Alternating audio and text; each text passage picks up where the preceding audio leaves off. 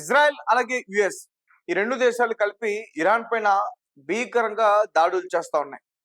నిన్న యుఎస్కి సంబంధించిన Donald Trump కొన్ని గంటల్లో మీరు గనక మా మాట వినకపోతే, శాంతి చర్చలకు రాకపోతే చాలా ఈసారి దాడులు ఎక్కువ చేస్తా ఉంటూ కూడా బెదిరించాడు. ఆయనన్న ఒక గంటకి ఇరాన్లో టెహ్రాన్ ప్రాంతంలో కరాజ్ B1 బ్రిడ్జ్, ఆ బ్రిడ్జిని అయితే కూల్చేయడం జరిగింది. ఆ బ్రిడ్జ్ని 2 సార్లు అటాక్ చేశారు. అయితే మొదట అటాక్ చేసినప్పుడు కొంతమంది రెస్క్యూ సిబ్బంది అక్కడున్న ఆ కార్మికులందరినీ కూడా తీసుకొచ్చే ప్రయత్నం చేస్తున్నప్పుడు మళ్ళీ రెండోసారి వచ్చి దాన్ని అటాక్ చేశారు. దగ్గరగా 8 మంది ప్రాణాలు కోల్పోయారు. అలాగే 95 మంది పూర్తిగా గాయాల పాలయ్యారు. ఇక 150కి పైగా చాలా మంది కూడా ఇబ్బంది పడుతున్నారంటూ కూడా చెప్తున్నారు. ఈ బ్రిడ్జ్ మిడిల్ ఈస్ట్ కంట్రీస్ లోనే అత్యంత పొడవైనది. 135 మీటర్ల ఎత్తుతో దీన్ని నిర్మిస్తున్నారు. అట్లాంటి బ్రిడ్జ్ ని ఇప్పుడు అటాక్ చేసింది యుఎస్ అలాగే ఇజ్రాయెల్. అయితే మరి ఇరాన్ ఊరుకుంటుందా?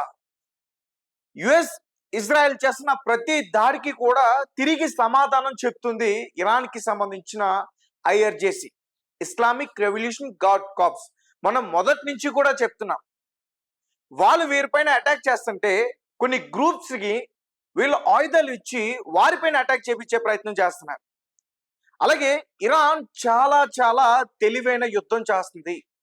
ప్రపంచ దేశాలన్నీ కూడా ఒక పక్క యుఎస్, ఒక పక్క ఇజ్రాయెల్ అటాక్ చేస్తున్నా కానీ ఇరాన్ ఎలా యుద్ధం చేస్తుందని ప్రపంచ దేశాలన్నీ కూడా ఆశ్చర్యానికి లోనవుతున్న ఘటన ఇది. అయితే ఇరాన్ ఇప్పుడు ఈ గల్ఫ్ కంట్రీస్ లో 8 అత్యంత కీలకమైన బ్రిడ్జెస్ ని టార్గెట్ చేసింది. ఎస్, ఆ లిస్ట్ కూడా నేను చెప్పేందుకు ప్రయత్నిస్తా. మేము కొన్ని గంటల్లో అక్కడ అటాక్ చేయబోతున్నాం, దయచేసి అక్కడ ఎవరైనా ఉన్నా త్వరగా అక్కడి నుంచి ఖాళీ చేసి వెళ్ళనట్టు కూడా IRGC ఒక హెచ్చరికని బయటికి రిలీజ్ చేసింది.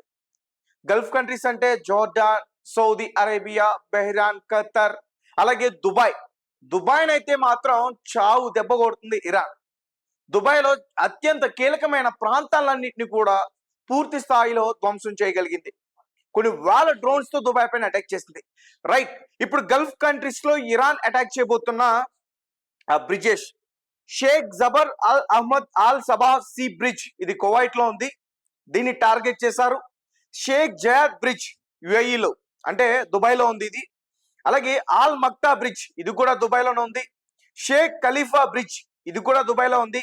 అలాగే కింగ్ ఫహద్ కాజ్వే, ఇది సౌదీ అరేబియా అలాగే బెహ్రాన్, ఈ 2 ప్రాంతాలకి సంబంధించిన బ్రిడ్జ్ ఇది.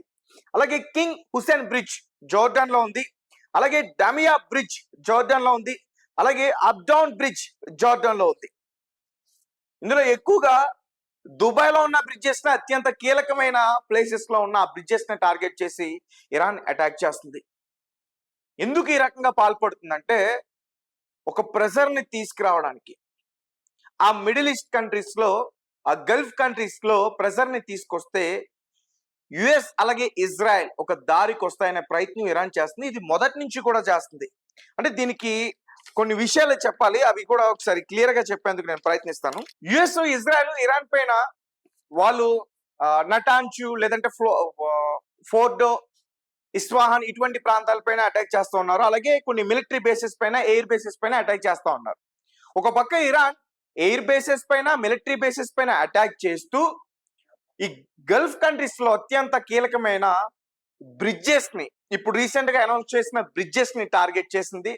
తర్వాత oil refineries and gas plants ని టార్గెట్ చేసింది. ఇందులో డిసాలినేషన్ ప్లాంట్స్ ని కూడా టార్గెట్ చేసింది అని చెప్పాలి.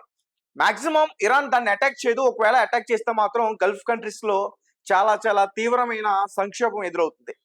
అలాగే పోర్ట్స్, ఈ సీ పోర్ట్స్ ని కూడా టార్గెట్ చేసింది. అక్కడ కూడా డ్రోన్స్ తోటి, బాలిస్టిక్ మిసైల్స్ తోటి అటాక్ చేసే ప్రయత్నం చేస్తుంది. ఇంటర్సెప్ట్ చేస్తున్నాయి కొన్ని కంట్రీస్ వాటిని. అలాగే ఎయిర్పోర్ట్స్, అలాగే ఇంటర్నేషనల్ ఎయిర్పోర్ట్స్, వీటిని కూడా టార్గెట్ చేసి డ్రోన్స్ తో అటాక్ చేస్తుంది. అలాగే రీసెంట్ గా అనౌన్స్ చేసినట్టు data centres and communications, recent గా బహ్రెయిన్ లో అమెజాన్ ఒక సర్వర్ బిల్డింగ్ పైన అటాక్ చేస్తుంది. ఇంకా మెటా, అలాగే మైక్రోసాఫ్ట్, గూగుల్ క్లౌడ్, వీటన్నిటిని కూడా టార్గెట్ చేసి అటాక్ చేస్తా ఉంటూ కూడా చెప్తుంది. సో చూడండి ఇరాన్ ఎంత తెలివిగా అటాక్ చేస్తుందో.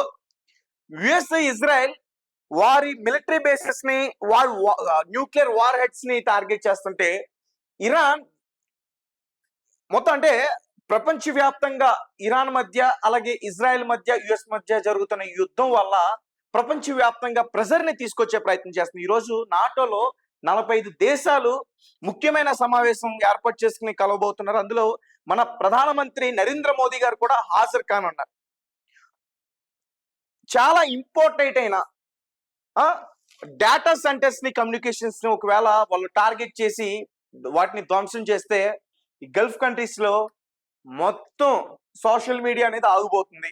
ఎయిర్పోర్ట్స్ ధ్వంసం చేస్తే ఇంటర్నేషనల్ అంటే లైక్ ఎయిర్వేస్ అన్ని కూడా మూసుకోవాల్సిన పరిస్థితే. ఆ దేశాలకి ఇంకా వేరే కంట్రీస్ విమానాలు వెళ్ళవు, అవన్నీ కూడా రద్దు అవుతాయి. అలాగే పోర్ట్స్ ని వాళ్ళు దాడి చేస్తే ట్రేడింగ్ ఆగిపోతుంది. ఇప్పటికే హర్మోజ్ జలసంధి క్లోజ్ చేయడం వల్ల చాలా వరకు కూడా ట్రేడింగ్ ఆగిపోయింది. ఈ పోర్ట్స్ ని టార్గెట్ చేసి మళ్ళీ దాడి చేస్తే ఇక చాలా ఇబ్బంది.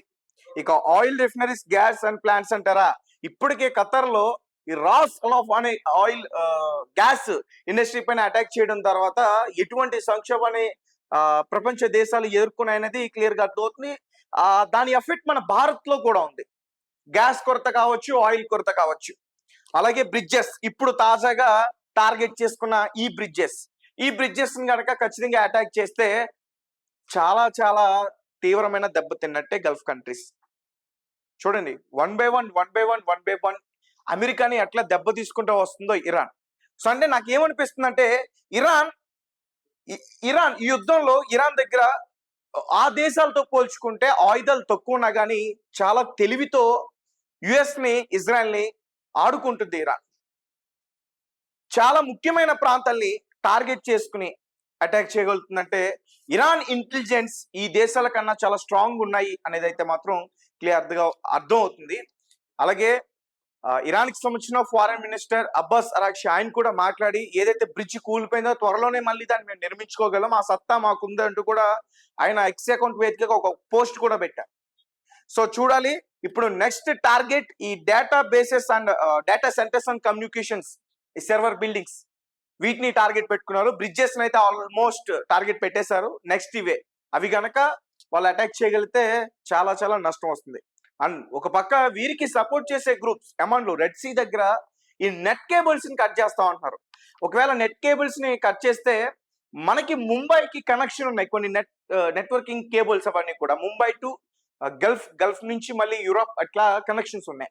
ఒకవేళ వాటిని కట్ చేస్తే మనకి 40% ఆఫ్ ది నెట్వర్క్ మనకి చాలా ఇబ్బందులు ఎదురయ్యే అవకాశం ఉంటుంది. మన యూపీఐ బ్యాంకింగ్, నెట్ బ్యాంకింగ్ ఇవన్నీ కూడా స్లో అయ్యే అవకాశం కూడా ఉంటుంది.